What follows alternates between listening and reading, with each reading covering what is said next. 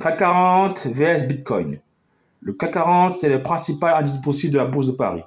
C'est un indice flottant pondéré en fonction de la capitalisation boursière qui reflète la performance des 40 actions les plus importantes et les plus activement négociées cotées sur Euronext Paris. Créé avec 1000 points de base au 31 décembre 1987 par la compagnie des agents de change, l'indice CAC 40, CAC signifiant originellement compagnie des agents de change, aujourd'hui cotation assistée en continu, est déterminé à partir des cours de 40 actions cotées en continu sur le premier marché parmi les 100 entreprises dont les échanges sont les plus abondants sur Euronext Paris, qui fait partie d'Euronext, la première bourse européenne. Ces entreprises représentatives des différentes branches d'activité reflètent en principe la tendance globale de l'économie des grandes entreprises françaises et leur liste des revenus régulièrement pour maintenir cette représentativité. C'est un indice sans dividende. Coté tous les jours, ouvrez de 9h à 17h30. Il est mis à jour tous les 15 secondes. Pour le Bitcoin, c'est différent. Le Bitcoin, c'est une crypto-monnaie. Le Bitcoin est une crypto-monnaie, autrement appelée monnaie cryptographique. Dans le cas de la dénomination unitaire, on l'écrit Bitcoin. Et dans le cas du système du paiement pair à pair, on l'écrit Bitcoin. L'idée est présentée pour la première fois en novembre 2008 par une personne ou un groupe de personnes sous le pseudonyme de Satoshi Nakamoto. Le code source de l'implémentation de référence est quant à lui publié en 2009. L'objectif est de créer un système décentralisé et pair à pair afin de pouvoir échanger de la valeur monétaire en s'affranchissant de tout organisme tiers tel que les institutions financières. C'est aussi une crypto-monnaie déflationniste dont la rareté a été programmée à cause du halving et du nombre limité de bitcoins millions d'unités. Le G20 refuse de considérer le bitcoin comme une monnaie. Il le définit comme un crypto-actif. Ce terme désigne des actifs virtuels stockés sur un support électronique permettant à une communauté les acceptant en paiement de réaliser des transactions sans avoir à recourir à la monnaie légale. Le Bitcoin s'appuie sur un logiciel pour créer et gérer les bitcoins. Dans ce logiciel, les bitcoins sont créés conformément à un consensus appelé preuve de travail, qui rétribue les agents appelés mineurs qui ont traité des transactions. Ces agents mettent à contribution leur puissance de calcul informatique afin de vérifier, de sécuriser et d'inscrire les transactions dans un registre virtuel. Un ensemble de transactions est enregistré en un bloc. Les blocs sont chaînés les uns aux autres. On dit ainsi que ce registre est structuré et construit sous forme de blockchain ou de chaîne de blocs. Le terme bloc vient de la manière d'incrémenter le registre bloc par bloc. L'entité de base de Bitcoin s'appelle un bloc. Le terme chaîne fait référence au chaînage qui relie les blocs en une chaîne pour représenter un enchaînement de transactions proposées. L'ensemble est dénommé la chaîne de blocs, blockchain. Pour chaque nouveau bloc accepté, l'activité de vérification, sécurisation, enregistrement, dite minage, est rémunérée par des bitcoins nouvellement créés et par les frais des transactions traitées. L'unité de compte de Bitcoin est le Bitcoin. Son émission est limitée à 21 millions d'unités, chaque divisible jusqu'à la 8e décimale appelée Satoshi ou Sat. L'enregistrement du symbole soutenu par la Bitcoin Foundation a été déposé par Ken Shirriff pour faire partie du bloc des symboles monétaires et accepté en 2015 par l'organisation Unicode. Les sigles correspondants utilisés par les plateformes d'échange sont BTC et XBT. Parmi les symboles non officiels utilisés, il y a B barré et B. Le système fonctionne sans autorité centrale, ni administrateur unique. Il est géré de manière décentralisée. grâce au consensus de l'ensemble des nœuds du réseau. Le système est considéré comme décentralisé en l'absence d'organisation centrale de contrôle facile à identifier. Il est en réalité constitué d'une multitude de serveurs, des mineurs, répartis dans le monde entier, qui font tous tourner un programme qui a pour but de vérifier les transactions effectuées par les utilisateurs et sont rémunérés en Bitcoin. L'avantage de la décentralisation est l'absence d'unité centrale d'organisation, ce qui a pour effet de permettre à tout le monde d'être pleinement propriétaire de ces bitcoins et évite de passer par des banques. À ses débuts, le bitcoin n'était utilisé que par une niche d'initiés. La première plateforme d'échange s'est ouverte en mars 2010. Le bitcoin s'est échangé à 0,003 USD l'unité cette année-là. L'informaticien américain Laszlo Haniek achète de manière symbolique 2 pizzas pour la somme de 10 000 BTC, soit 25 dollars. Cet événement est considéré comme la première transaction acquittée en Bitcoin. Depuis sa création en 2009 et jusqu'à la fermeture par les autorités américaines de Silk Road en 2013, le Bitcoin a été utilisé majoritairement comme moyen d'échange par des réseaux criminels pour des jeux d'argent, pour l'achat de substances illicites ou pour des bases de données piratées. Le Bitcoin repose sur une blockchain publique où toutes les transactions sont consignées. Le registre n'est pas anonyme, mais sous pseudonyme. Sa traçabilité reste toutefois relative, puisqu'il aurait été possible de dérouter la monnaie digitale de son protocole initial par l'usage d'un mixeur de crypto-monnaies. Des autorités financières et organes législatifs principalement américains, tels la SEC ainsi que les médias, ont dès lors porté une attention sur ces pratiques. Un nombre croissant d'études à ce sujet semble montrer que ces activités illégales, bien qu'existantes, ne représentent qu'une part minoritaire dans le flux global des échanges de la crypto-monnaie.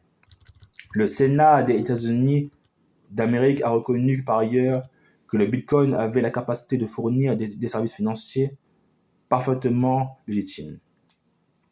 Son utilisation pour l'achat de biens et services demeure une pratique marginale, mais amorce un démarrage dans les pays occidentaux, notamment avec l'essor des paiements par cryptocarte, soutenus par des entreprises comme Visa ou Mastercard, ainsi que par son intégration au système transactionnel de la firme PayPal. Au cours de son histoire, le Bitcoin est vu comme permettant des frais de transaction inférieurs à ceux pratiqués par les organismes de carte de crédit et indépendants du montant de la transaction financière. Cependant, en 2017, les frais ont considérablement augmenté en quelques mois, passant de 0,2 dollars en 2016 à 20 dollars certains jours de décembre 2017.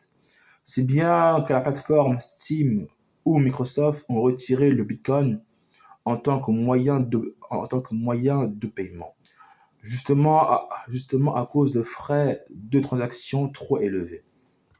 Afin de résoudre ce problème de frais de transaction trop élevés, le déploiement progressif de diverses améliorations technologiques, SegWit, Lightning, transactions par lot, Schnorr de 2018 à 2019 a permis de ramener ces frais aux alentours de 0,05 dollars pour les transactions non urgentes. Contrairement aux cartes de crédit, les frais éventuels sont à charge de l'acheteur, qui choisit d'en payer volontairement. Une transaction Bitcoin ne peut être annulée. Néanmoins, on constate une augmentation de 500% du nombre de marchands acceptant le Bitcoin en 2014.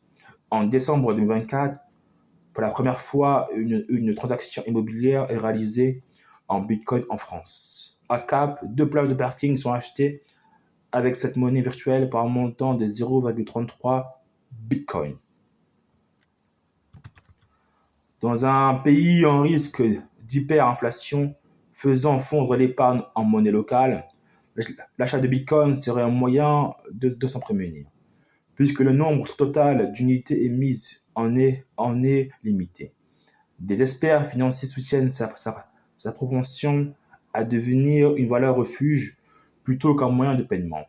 À l'inverse, d'autres estiment qu'il est bien trop volatile pour s'affranchir des mouvements spéculatifs qui ont fait sa réputation. Néanmoins, Bitcoin n'existe que depuis 2009. Un éventuel statut ne sera définissable qu'après une première période d'intense volatilité. Quant à la question de savoir si la valeur de marché qu'il représente pourra atteindre, voire dépasser celle de l'or, le sujet reste débattu. En 2024, certains États possèdent des réserves en Bitcoin, comme l'Allemagne, le Bhoutan, États-Unis et Salvador. Le jeu de l'offre et de la demande de Bitcoin est animé par la spéculation, économique ou monétaire. Dans un contexte de forte volatilité, les plus-values réalisées par les uns proviennent de l'argent apporté par les autres. Cette spéculation est soutenue par un nombre croissant des fonds spécialisés. Plus récemment, des institutions financières ont montré leur considération à l'égard du Bitcoin et des monnaies numériques ou monnaies digitales. Selon le gouverneur de la Banque du Japon, l'usage majoritaire en 2021 du Bitcoin est la spéculation. Le Bitcoin est à peine utilisé comme moyen de paiement. La Réserve fédérale américaine, la Banque centrale européenne et la Banque d'Angleterre ont déjà mis en garde les investisseurs contre la spéculation sur le Bitcoin, qui n'aurait pas de valeur économique intrinsèque. La Chine, quant à elle, n'interdit pas directement le Bitcoin, mais a émis plusieurs lois l'encadrant ou limitant son activité. Par exemple, les activités de minage sont interdites depuis 2021 et les institutions financières et entreprises de paiement et plateformes Internet ne sont plus autorisées à effectuer le commerce de crypto-monnaies. Toutefois, elle tient un discours ambivalent afin de préserver un climat favorable pour la mise en place de sa propre monnaie numérique, le yuan numérique. Maintenant, si on compare le Bitcoin et le CAC 40, qui est la bourse française, qui comporte les 40 entreprises les plus fortes de France. Pour le Bitcoin,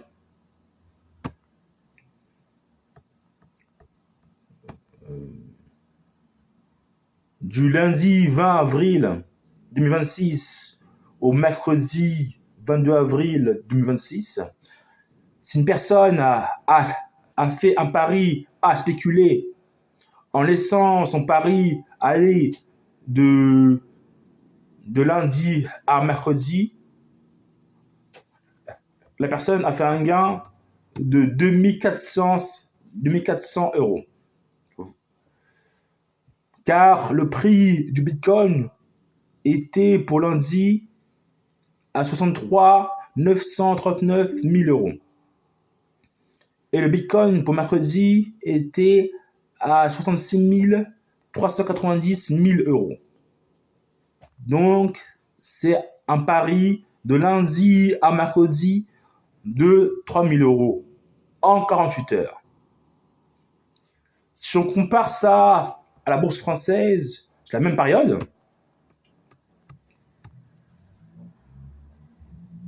une personne qui aurait fait un pari sur la bourse française à la hausse aurait perdu son pari. Car du lundi 20 avril 2026 au mercredi 22 avril de 2026, on passe pour la bourse française du CAC 40 de 8324 pour le lundi 20 avril à 8205 pour le mercredi 22 avril. Donc, on a perdu sur la bourse française 124 points. Donc, si un parieur, si un trader aurait fait un pari à la fois sur le Bitcoin et sur la bourse française, il aurait gagné sur Bitcoin et il aurait perdu sur la bourse française du CAC 40. Maintenant, on peut parier à la journée, à la minute, à l'heure. Mais il faut avoir le bon instinct pour prédire l'avenir. Voilà. Vive la France, vive les marchés financiers et vive la démocratie.